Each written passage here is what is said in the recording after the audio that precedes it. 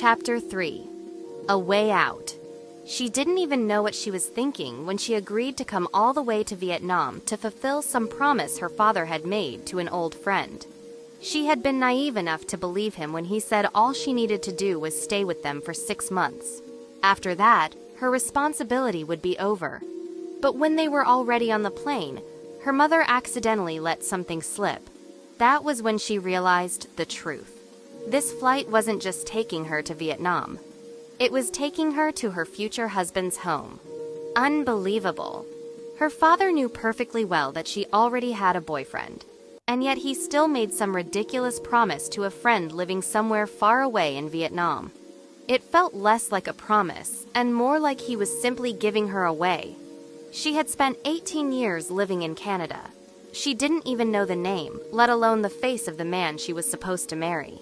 When she first found out she would have to marry someone she had never even met, she cried, argued, begged, and even tried to insist on flying straight back home. None of it worked. Then her mother burst into tears and said if she refused to go through with the promise, she would rather die.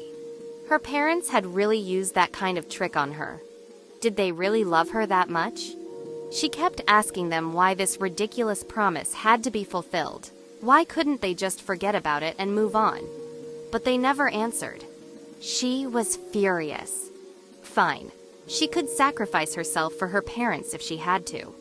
But what about Ryan? Ryan, the boy she loved more than anything. What was she supposed to tell him? How could she possibly say something like, "I have to go back to Vietnam to marry someone I've never even met, someone 7 years older than me, someone who doesn't even love me"?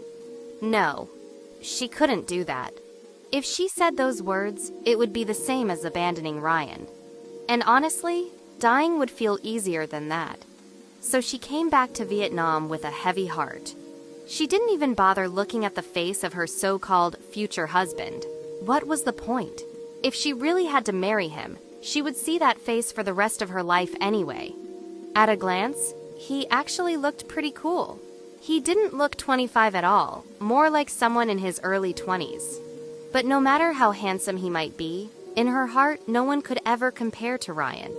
As they drove around Saigon together, the heaviness in her chest only grew. She missed Canada.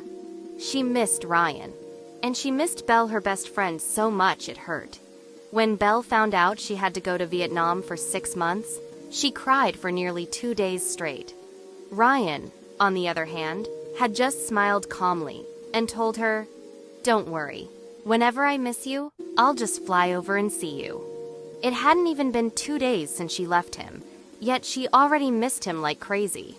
And now there was this problem. This annoying future husband sitting next to her.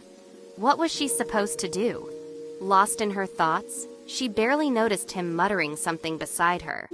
Then suddenly, an idea appeared in her mind. A perfect idea. She would make a contract with him. A 6-month relationship contract. If he agreed, she would have a clear way out.